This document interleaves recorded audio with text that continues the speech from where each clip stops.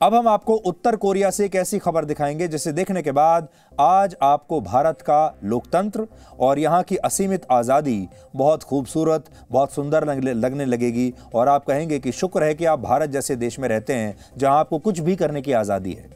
भारत से लगभग 5000 किलोमीटर दूर उत्तर कोरिया के तानाशाह किम जोंग उन ने अब से 11 दिनों के लिए अपने देश के नागरिकों के हंसने पर, खुशियां मनाने पर और शराब पीने पर पूरी तरह से पाबंदी लगा दी है। और यह पाबंदी इसलिए है क्योंकि वर्ष 2011 में आज ही के दिन उत्तर कोरिया के पूर्व सुप्रीम लीडर और किम जोंग उन के पिता किम जोंग इल का देहांत हुआ था। यानी उनकी 10वीं पुण्यतिथि पर उत्तर कोरिया में शोक का माहौल 11 दिनों तक रहे, इसके लिए किम जोंग उन ने आम लोगों के हंसने पर पाबंदी लगा दी है और उनसे कहा है कि उन्हें अगले 11 दिनों तक उदास दिखना है। भारत जैसे देश में जहां बहुत सारे लोग आजादी के महत्व को समझते नहीं, आज उन्हें उत्तर कोरिया के 2.5 करोड़ लोगों का यह दर्द समझना चाहिए जो खुलकर अब अपनी भावनाएं भी व्यक्त नहीं कर सकते।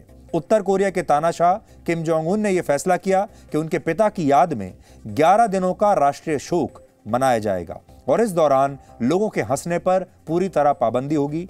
हर शहर की पुलिस को यह सुनिश्चित करना होगा कि सार्वजनिक जगहों पर लोग हंसते हुए ना दिखाई दें। इसके अलावा रिहायशी इलाकों में भी लोगों की निगरानी के लिए पुलिस तैनात रहेगी। अगर राष्ट्रीय शोक के दौरान कोई व्यक्ति हंसता हुआ मिलता है तो उसे वैचारिक अपराधी मानकर गिरफ्तार कर लिया जाएगा और बिना कोई केस चलाए उसे कठोर सजा दी जाएगी। ये सजाए मौत भी हो सकती है, उम्र कैद भी हो सकती है। हंसने के साथ साथ अब लोग कोई खुशी भी नहीं मना पाएंगे, सेलिब्रेट नहीं कर पाएंगे। अगर किसी परिवार में किसी बच्चे का जन्म हुआ है तो उस परिवार के सदस्य उदास ही रहेंगे, खुश नहीं होंगे और एक दूसरे को बधाई भी नहीं देंगे। अगर इस दौरान किसी का जन्मदिन आता है तो वो व्यक्ति भी अपने जन्मदिन को सेलिब्रेट नहीं कर सकता। और एक और बात, इन 11 दिनों में जो लोग अपने घरों से बाहर जाएंगे उन्हें यह सुनिश्चित करना होगा कि जब वो बाहर जाएंगे तो वो उदास दिखें।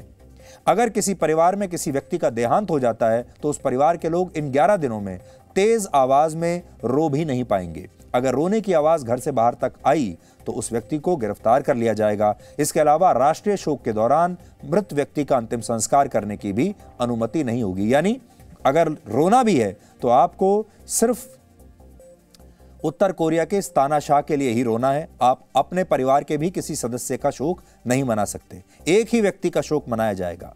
सोचिए, इस दौरान वहां जो व्यक्ति अपने प्रियजनों को खो देगा, किसी के घर में किसी की मृत्यु हो जाएगी, वो अपना दर्द खुलकर जाहिर नहीं कर पाएगा। ये कितना बड़ा और भद्दा मजाक है। लेकिन मानव अधिकारों के चैंपियन बनने वाले तमाम पश्चिमी देश जिनके पास बड़ी बड़ी सेनाएं हैं, बड़े बड़े हथियार हैं, वो उनके पास यूनाइटेड नेशंस जैसी संस्था है, बहुत कुछ है, मानव अधिकारों की बात करते हैं। वो तमाम सारे लोग जो शांति पुरस्कार लेते हैं, मानव अधिकार के कार्यकर्ता अपने आप को बताते हैं, बड़े बड़े दुनिया के पत्रकार यहां कुछ नहीं कर पाए। सब के सब इस पर बिल्कुल चुप बैठे हैं और पूरी दुनिया ये सब होते हुए देख रही है।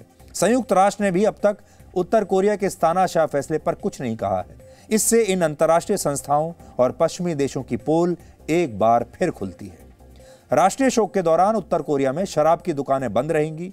अगर इस दौरान कोई व्यक्ति अपने घर में रहकर भी शराब पीता है और उसकी शिकायत अगर पुलिस को मिल गई तो उसे उम्र कैद की सजा दी जा सकती है।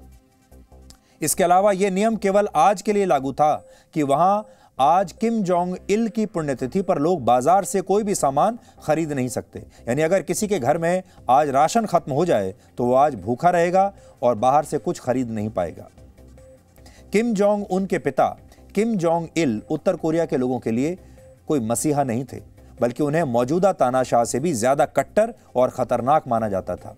वो वर्ष 1994 से 2011 तक यानी पूरे 17 वर्षों तक उत्तर कोरिया के सुप्रीम लीडर रहे और इस दौरान उन्होंने सैकड़ों लोगों की हत्याएं करवाईं, हजारों लोगों को जेल में कैद किया, अत्याचार किए और उत्तर कोरिया के लोगों से उनके अधिकार और आज़ादी छीन ली।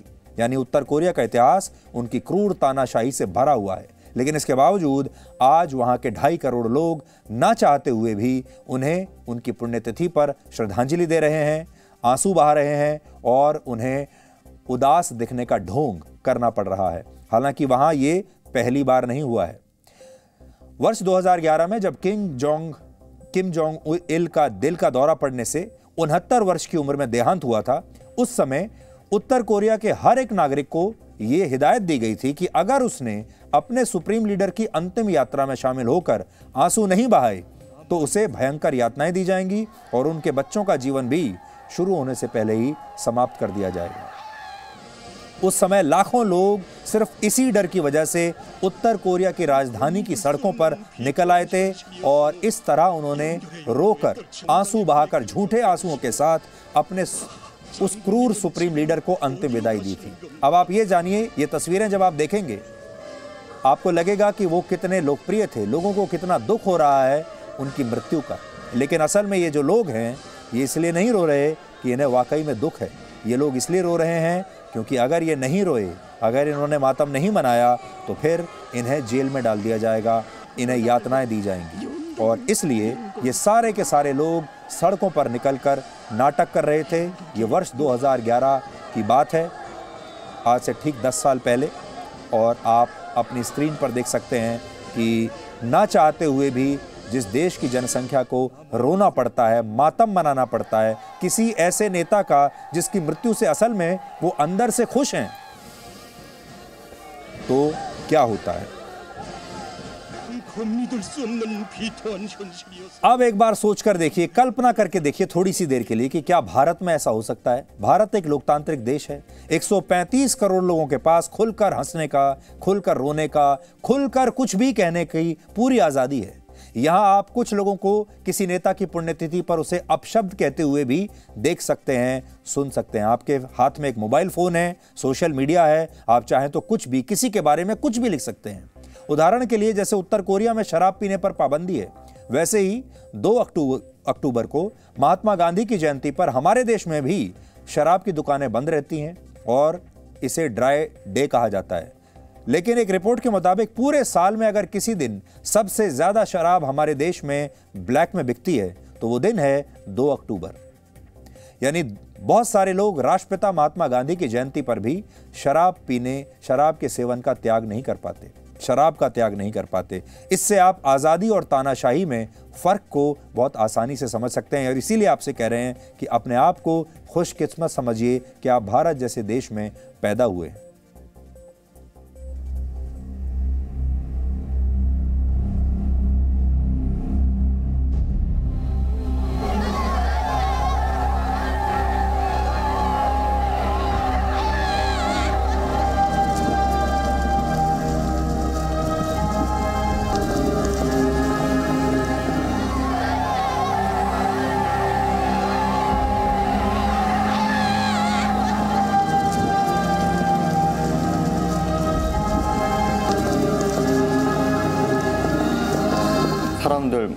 लोग किम के आंसू देखते हैं और सोचते हैं कि उन्हें अपने नागरिकों की फिक्र है, लेकिन अगर हालात वहां ठीक नहीं हुए तो उनके आंसुओं का भी लोगों पर असर होना बंद हो जाएगा।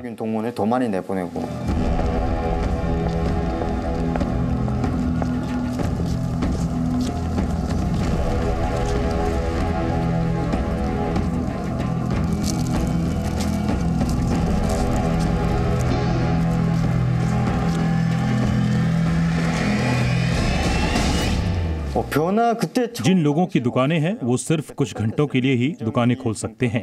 अधिकतर लोगों को जबरदस्ती मजदूरी करने के लिए भेज दिया जाता है। लोग कहते हैं कि अब वहां रहना बहुत मुश्किल होता जा रहा है।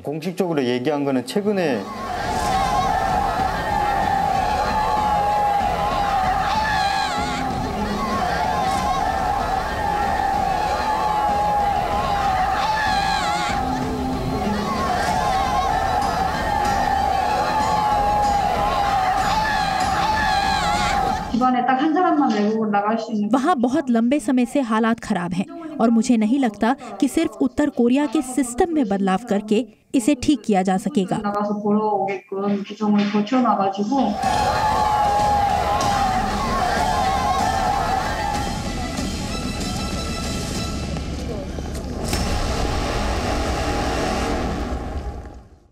Presenting B News app, available on Google Play and App Store. Download it now.